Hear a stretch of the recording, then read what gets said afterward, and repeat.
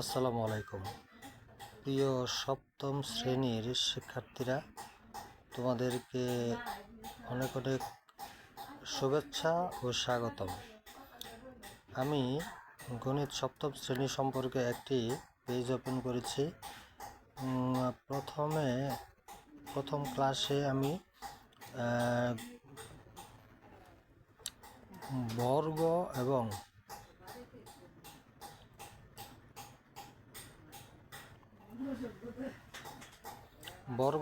বর্গমূল কাকে বলে এই সম্পর্কে একটি লিখিত পেজ দিয়েছিলাম। তো আশা করি তোমরা একটু বুঝতে পারবে, না বুঝলে এগুলো কমেন্টে জানাবে। আজকে তোমাদের আমরা জানি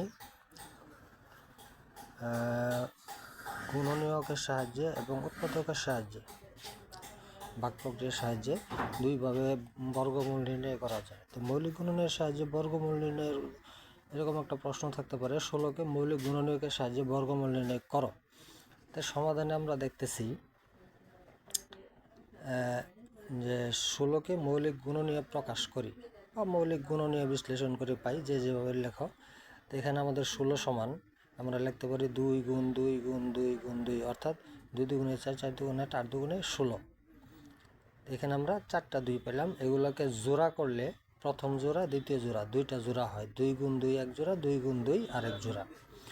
এখন বর্গমূলের নিয়ম হতে প্রতি জোড়া হতে একটি গুণনীয়ক নিয়ে পাবো।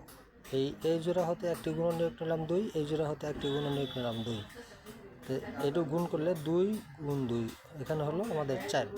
তাহলে সুতরাং 16 এর বর্গমূল হলো 4।